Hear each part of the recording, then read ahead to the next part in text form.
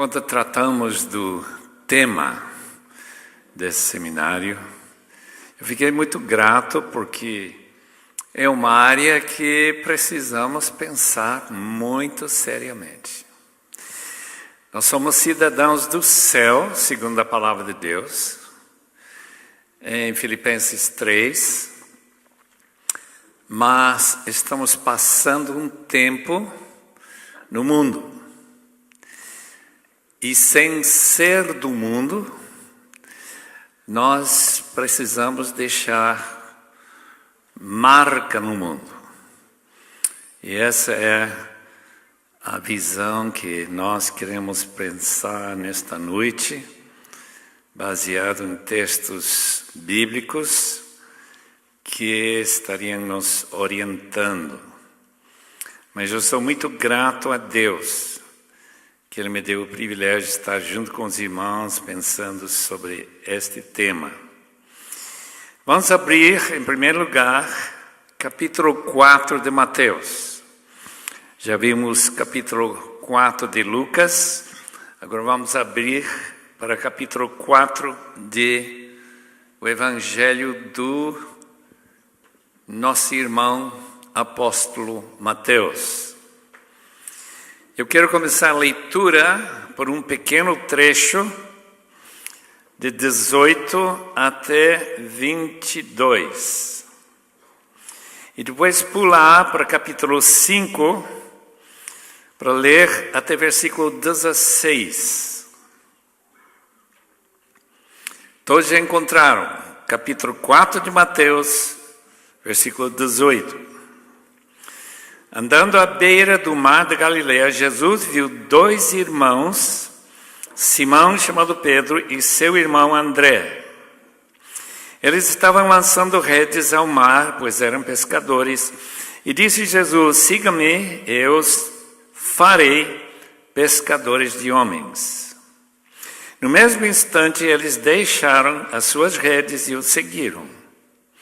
Indo adiante, viu outros dois irmãos, Tiago, filho de Zebedeu, e João, seu irmão. Eles estavam num barco com seu pai, Zebedeu, preparando as suas redes.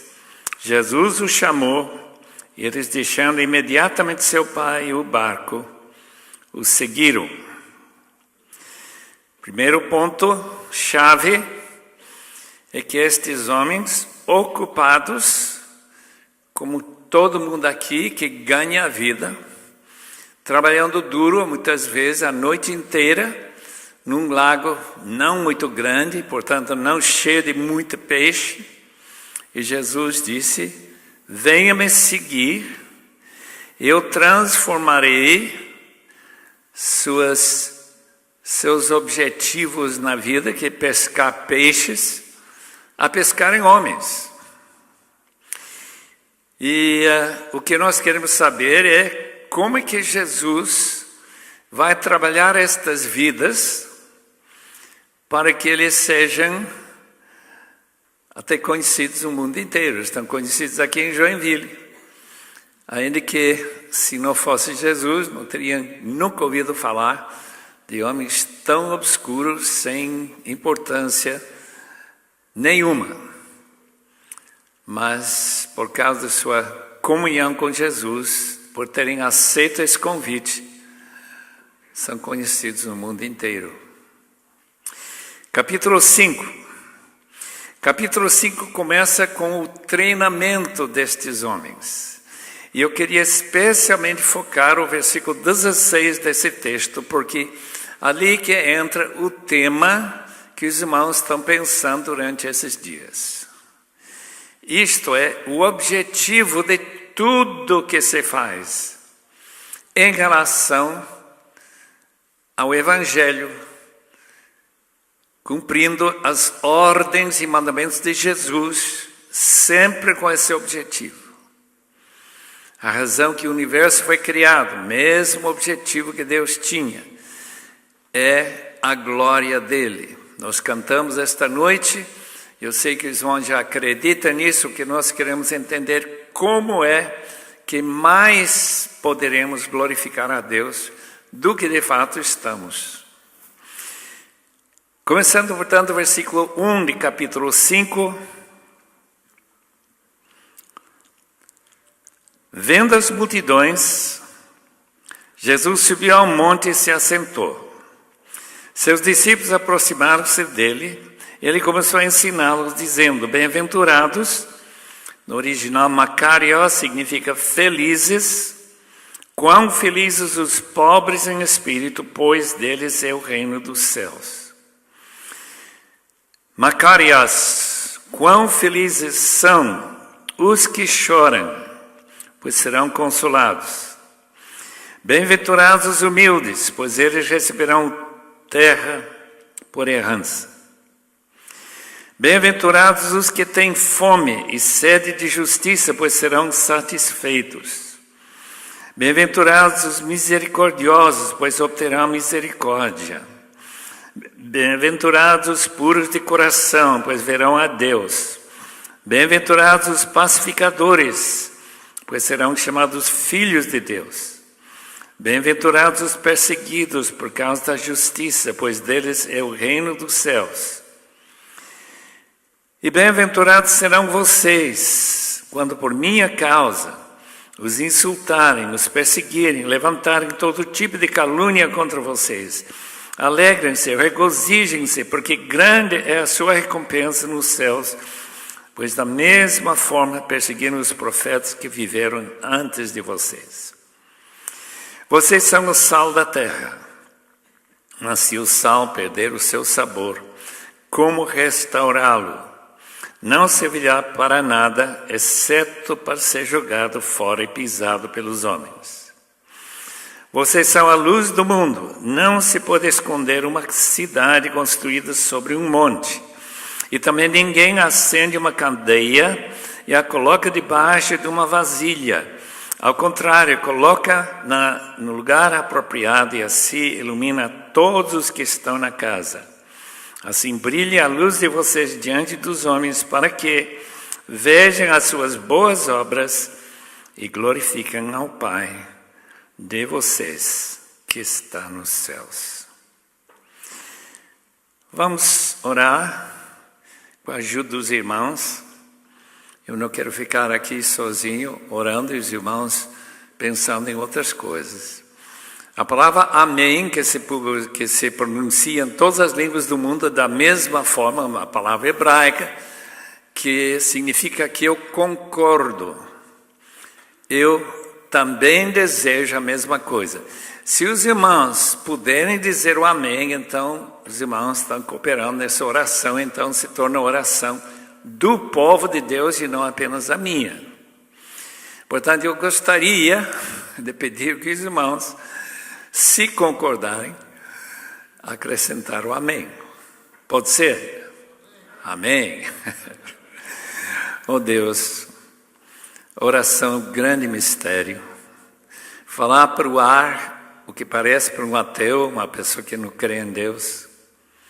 Mas para nós que cremos, sabemos que Tu tens ouvidos, mesmo sendo invisíveis, que escutam nossa oração, e quando pela fé nós esperamos o cumprimento da Tua promessa, que onde 2 ou 3 ou mais estão reunidos, ali estarás no meio deles.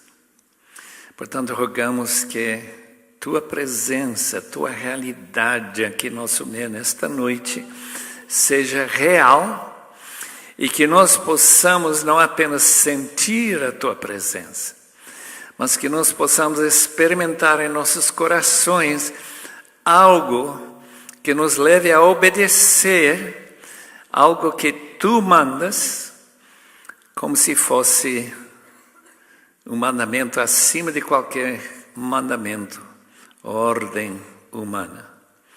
Te rogamos isso em nome de Jesus. Amém, Senhor. Amém.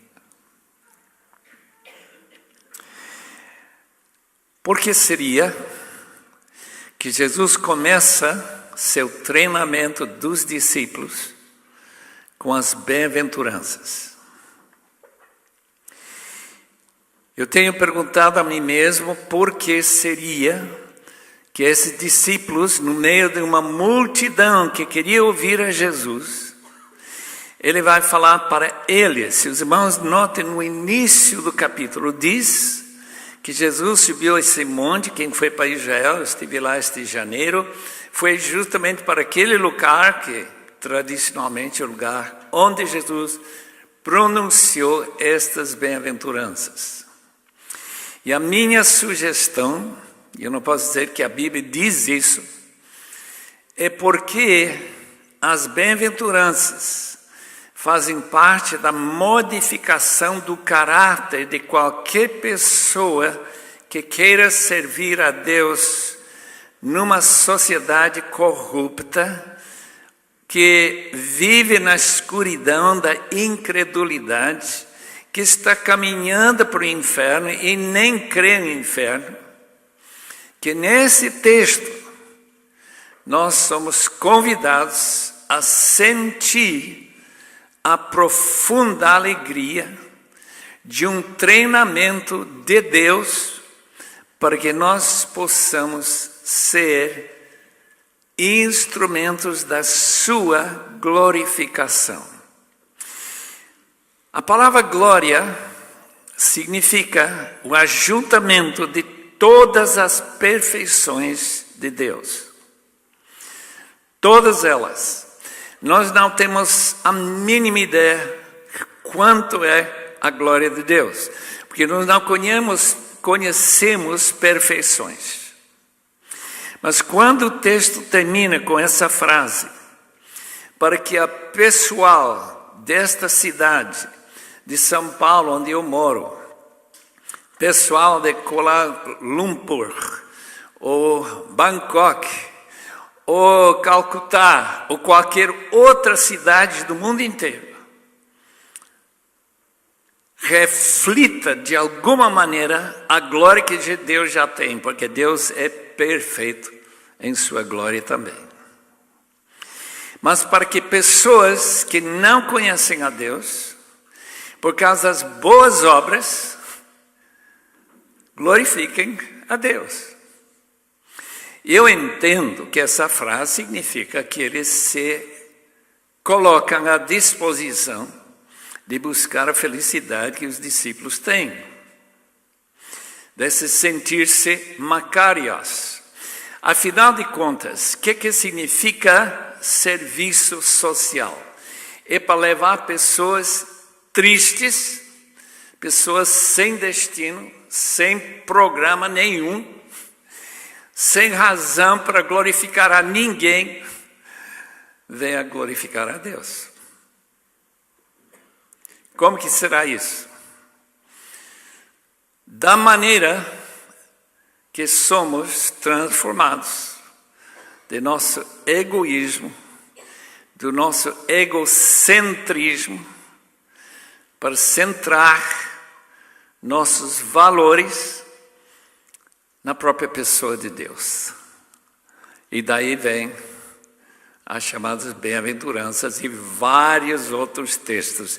Eu estava pensando hoje à tarde, por exemplo, um dos textos que deveria chamar muito a nossa atenção é essa de Gálatas 4,19. Gálatas 4,19 diz o seguinte: Paulo diz: estou passando as dores de parto de novo. Ele já tinha passado essas dores quando ele passou nas igrejas da Galácia, para que Cristo seja formado em vós.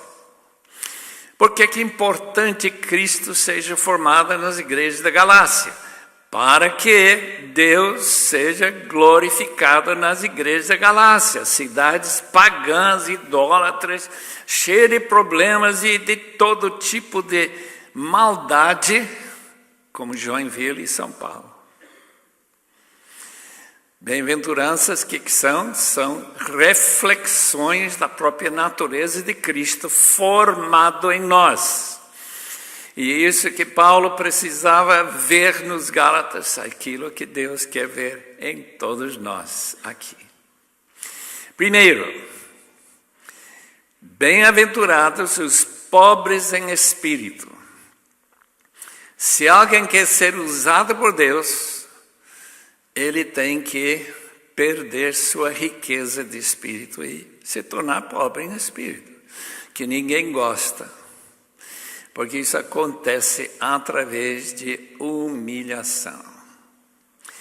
Se alguém aqui, esta noite, gosta de ser humilhado, que logo que ele fique humilhado, ele diz: glória a Deus, eu estou muito feliz que você me insultou, que você pisou em cima de mim, você me esmagou, você me roubou. Qualquer coisa que me dá razão para sentir bem, agora eu vou perder para poder ser pobre em espírito.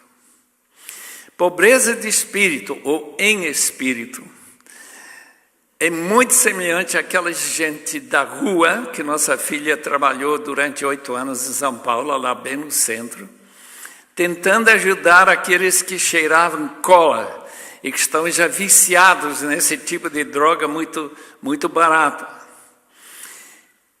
E um dia os policiais chegaram lá numa praça de São Paulo e queimaram naquele mocó, porque eles ficam debaixo de uma ponte, uma coisa assim, uns 40 jovens e crianças. E os policiais juntaram todos aqueles trapos imundos, jogou álcool em cima deles e ateu o fogo. Ela veio correndo para casa, mês de junho, frio como aqui. Esta noite diz: olha, não temos alguma coisa que podemos dar para eles, mas ficaram um pouco mais confortáveis.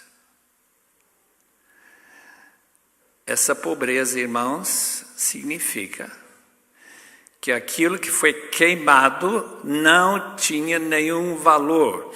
Em vez de roubar o que eles tinham, eles queimaram deliberadamente, dizendo: isto não tem valor nenhum. Nós só queimamos, jogamos no lixo aquilo que não tem valor.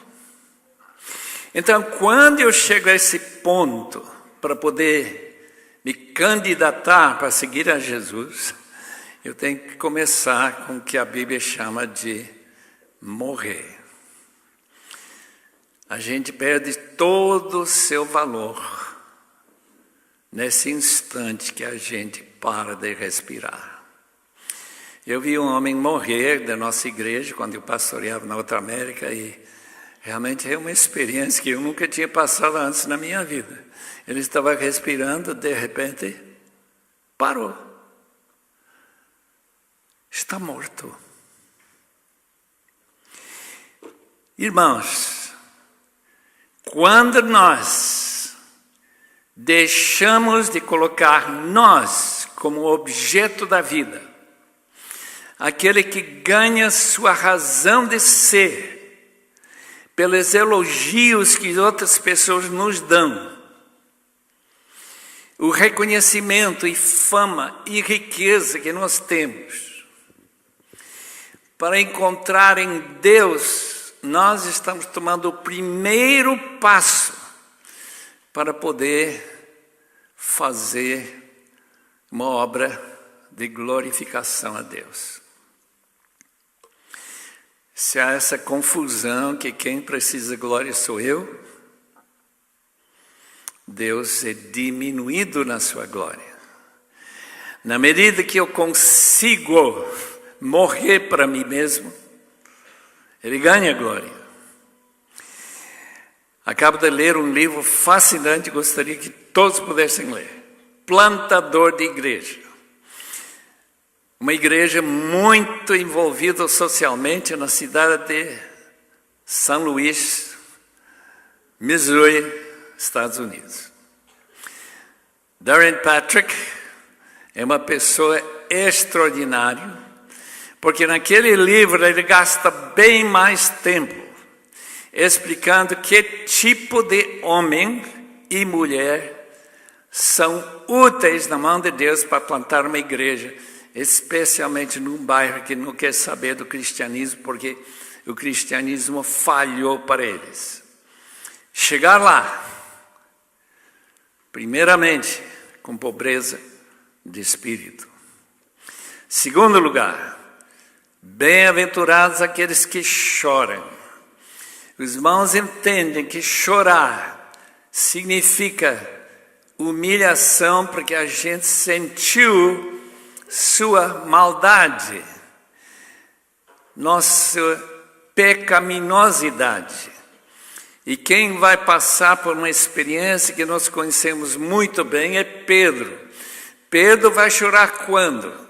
Ele vai chorar quando ele reconhece que ele tinha dito para Jesus com absoluta segurança: eu não vou te negar. Os outros podem te negar, mas eu não. E nessa mesma noite, exatamente o que Jesus falou aconteceu com ele. E ele negou a Jesus até jurando.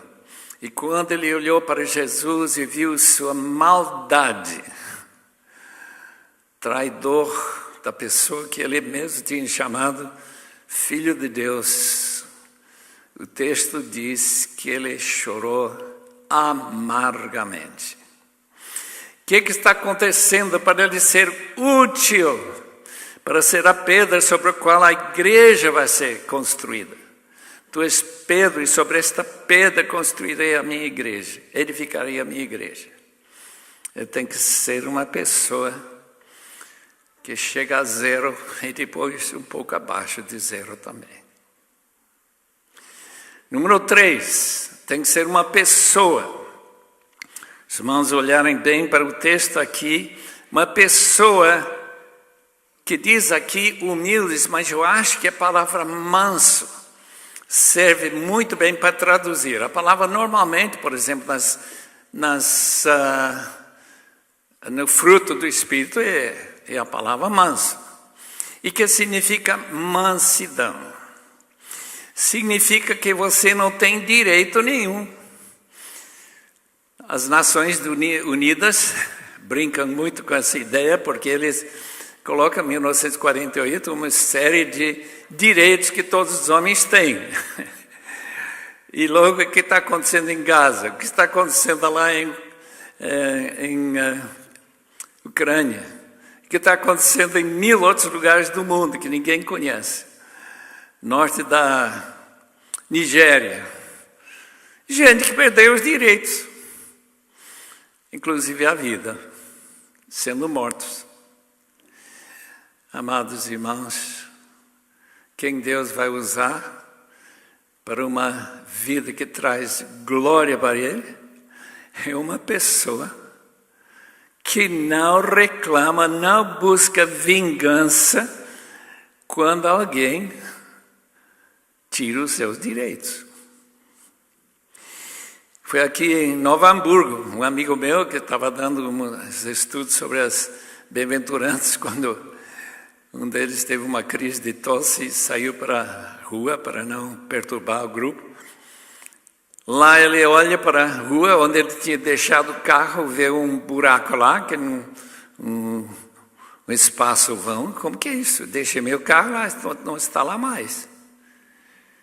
E aí ele vai pensando, alguém pegou meu carro sem direito. Eu não autorizei. A gente chega à conclusão que foi roubado, né? Está certo, foi roubado.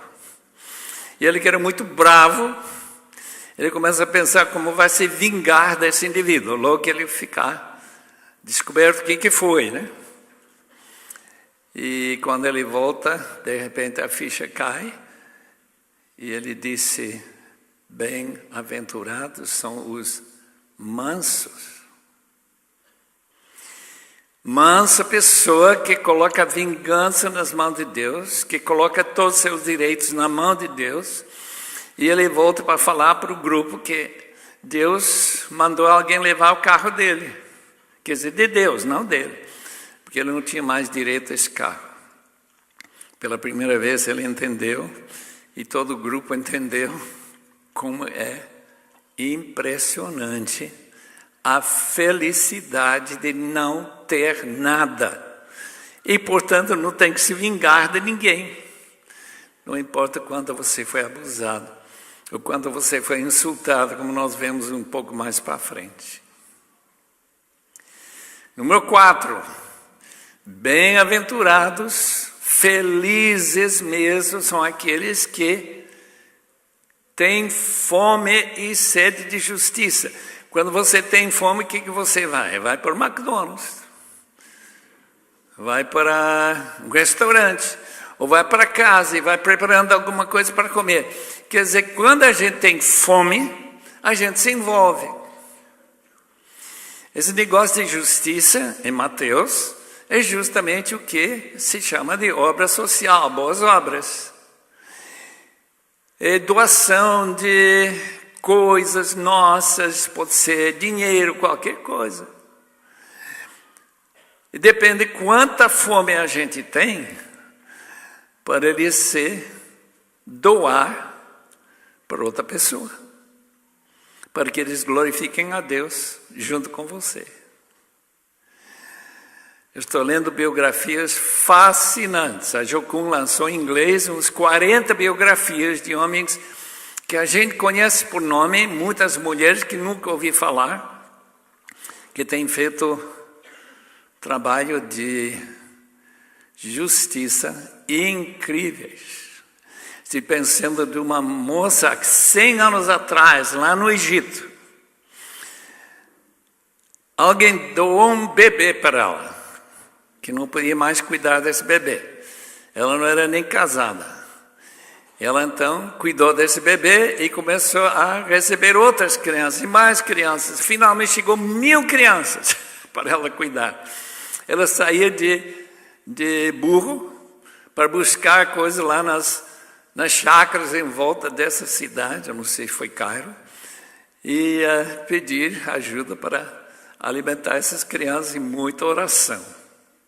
Ela não tinha nenhuma organização para ajudá-la e levar essas crianças todas a glorificar a Deus.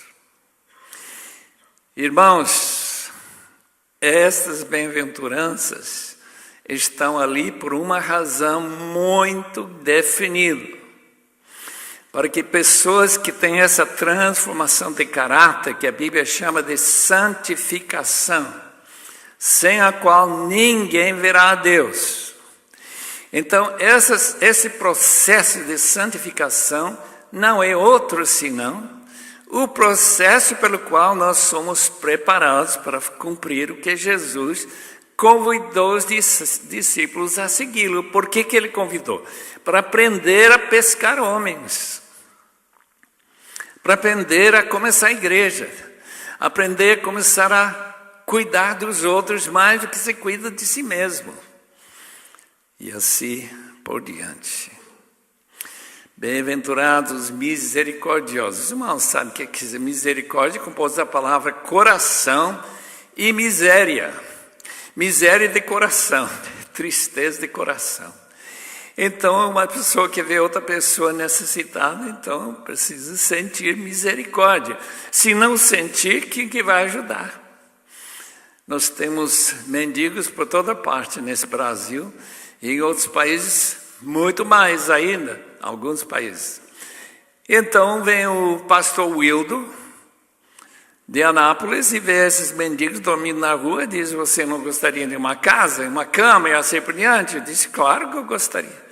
Então vem comigo, eu levo para casa.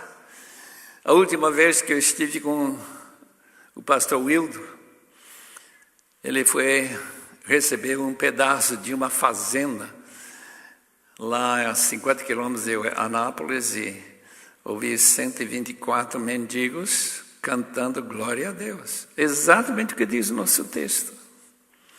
Porque esse mundo, vendo nossas boas obras, glorificam o Pai de vocês. Por que eles vão glorificar? Porque eles foram beneficiados e juntamente com esse benefício ganharam o conhecimento de Deus. Alguns daqueles mendigos agora são pastores, alguns deles estão trabalhando junto com essa organização chamada Missão Vida e assim por diante. Quer dizer, o envolvimento de que esse texto trata de misericórdia é justamente o coração de alguém. Por que ele faz isso? Porque ele se sacrificou tanto para juntar mendigos e dar-lhe 9 meses de cuidados e lançá-los novamente com profissões e capacitações por causa da misericórdia. E em seguida, bem-aventurados os puros de coração. Pureza de coração não é somente a pessoa que não tem pensamentos de impureza, de lascívia, de desejar a esposa de um outro, como nós encontramos aqui nesse mesmo capítulo 5, mais para frente. Pureza de coração é quando o seu coração não é dividido entre o desejo de ter glória para mim e ao mesmo tempo que Deus tenha glória. Pureza é também singeleza de coração. Tem um objetivo.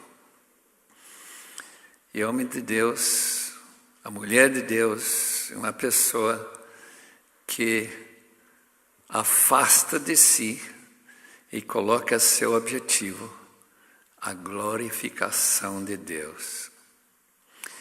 Eu tenho encontrado na minha vida, já há alguns anos, tanto na Bolívia, na América, na Escócia, Portugal e depois o Brasil, tenho encontrado gente que impressiona, porque, pelo menos, olhando de fora, eles realmente são puros de coração. É tão raro que a gente fica impressionado. Quer dizer, eles já andaram tanto com Jesus que suas vidas realmente refletem a glória do Senhor Jesus. Mais um. Bem-aventurados os pacificadores. Serão chamados filhos de Deus. Como que é um filho de Deus? Filho, aquele que imita seu pai. Naquela época, muito mais do que hoje, em que nós somos mais individualistas.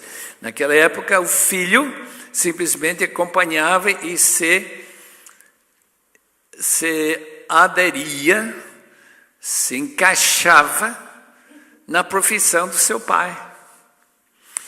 Então, filho é aquele que entra na missão de Deus no mundo. O que Deus está fazendo no mundo? Ele está buscando glória. Essa é a razão que ele fez o mundo, essa é a razão que ele fez cada um de nós.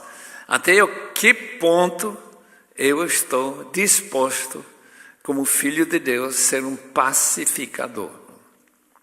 Pacificador significa simplesmente pegar a mão de alguém e colocar na mão de Deus, para ele parar de brigar e de lutar contra pessoas e começar a lutar contra seu próprio egocentrismo e dar essa glória que Deus deseja de cada um de nós.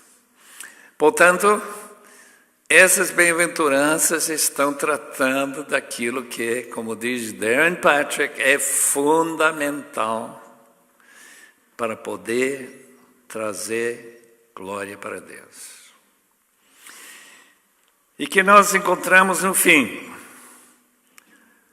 Versículo 10. Bem-aventurados os perseguidos por causa da justiça, pois deles é o reino dos céus. Essa ideia de que nós devemos ficar super felizes, mais felizes do que os outros, é quando a gente cai na perseguição. O irmão André, de Holanda, é a organização que ele começou há mais de 50 anos atrás, de portas abertas, de entregar Bíblias na Rússia, onde a Bíblia era livro proibido, um país ateu, em que as escolas todas ensinavam o ateísmo.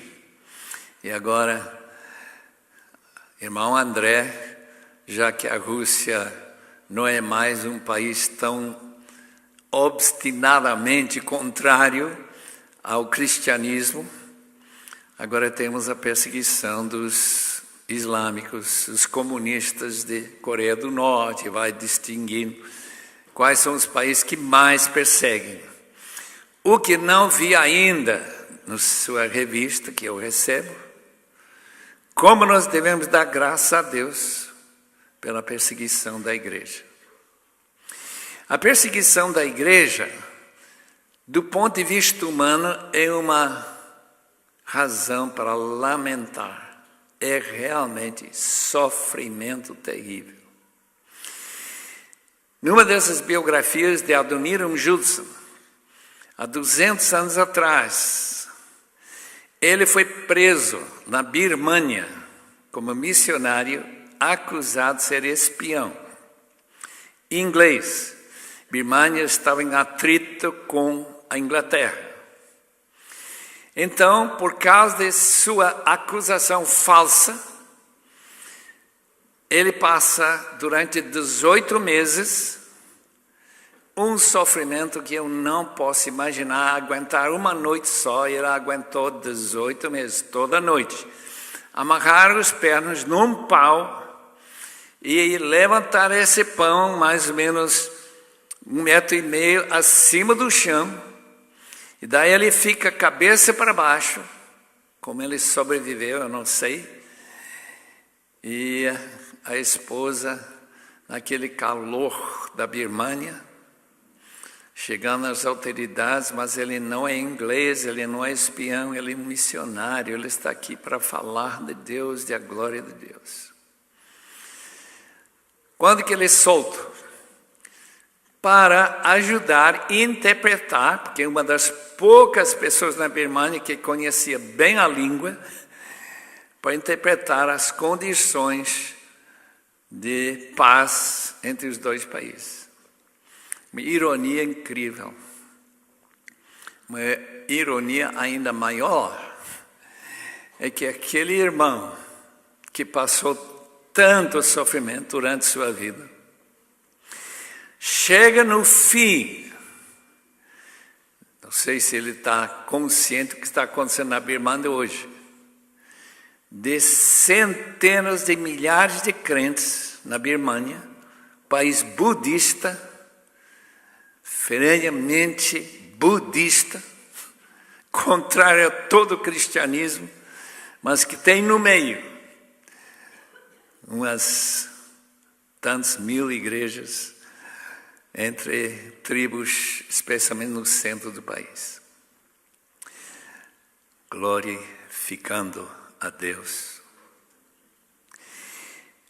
Irmãos, o que é necessário? O que é necessário para poder servir a Deus? É ser transformado em nossa maneira de pensar e ser. Se não acontecer conosco, não há muita chance que a gente vai glorificar a Deus por causa de nosso trabalho, qualquer que seja. Não vão ver as nossas boas obras. Porque o texto continua dizendo, vocês são sal da terra. O que é esse sal? Que dá sabor à comida. Por que a gente coloca sal na comida? Por que nós temos uma palavra em português chamada salário, que reflete os tempos da antiguidade, quando a pessoa ganhava seu salário em sal. Era tão importante para a vida, porque dava prazer na comida. Comida sem sal, para os pobres irmãos aqui com pressão muito alta, não podem usar sal. Eu lamento com vocês.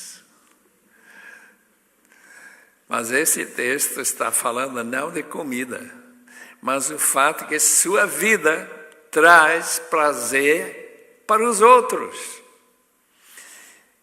E, consequentemente, o mundo dar glória a Deus pela vida e sabor que você dá para a vida. Há um texto em Colossenses capítulo 4 que diz que toda a nossa conversa deve ser salgado, isto é, com sal, para que seja uma conversa agradável, em vez de estar xingando a gente o tempo todo. E vocês são luz do mundo. O que significa luz?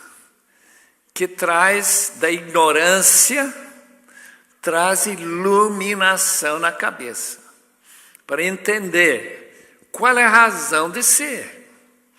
Eu estive conversando com um industrial lá de São Paulo, pessoa que estudou na Universidade de Cambridge, na Inglaterra, uma pessoa muito bem preparada intelectualmente, mas muito pobre em termos de Bíblia. Ele me falou, nunca esqueço, quando eu morrer, vou morrer como cachorro. Agora, como é que cachorro morre? Eu não sei se cachorro vai para o céu, mas eu acho que não. Pelo menos a Bíblia fala que estão fora dos muros da Nova Jerusalém. Os cachorros estão fora.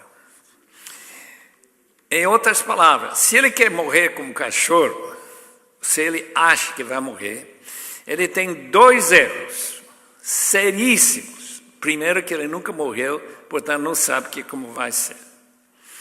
Em segundo lugar, que ele entendeu que morrer como cachorro significa deixar de existir. Cachorro aparentemente vira igual a uma pedra, morta. Mas a gente sabe muito bem que a Bíblia diz que pessoas que morrem sem Cristo não vão morrer como cachorros. Eles vão morrer para serem ressurretos e enfrentar o grande dia de juízo. E nesse dia, esses pobres indivíduos que nunca prestaram a mínima atenção ao convite de Jesus para vir para Ele, seguir a Jesus, passar por experiência de transformação, e por esse motivo serão condenados eternamente. A melhor obra que eu posso fazer no mundo social ou de qualquer outro tipo é ajudar uma pessoa a olhar para o futuro e não morrer como cachorro. Entre aspas. Não morrer sem poder decidir definitivamente que ele tinha toda a razão para se curvar diante de Deus, ouvir o seu convite, vinde atrás de mim e me siga. E em vez disso, diz: eu quero viver sem Ele, eu não creio nele nem um pouco. Portanto, esta é a minha primeira tentativa de entender o ponto de vista de Jesus relativo a boas obras. Porque justamente o texto termina, aquele trecho, aquele parágrafo, versículos 1 a 16, com essa frase: para que eles vejam as suas boas obras. E com essas boas obras eles chegam a glorificar a Deus, que significa se salvar, porque ninguém que não aceita a oferta da salvação glorifica a Deus, é impossível. Que Deus abençoe os amados irmãos nesse projeto de sua vida, de serem pessoas que não vão chegar na presença de Deus sem nada em suas mãos para oferecer para Ele. E não ter nada para dizer obrigado por ter me dado um discípulo, 2 discípulos, 20 discípulos, 100 discípulos, quem sabe quantos. Para a glória de Deus.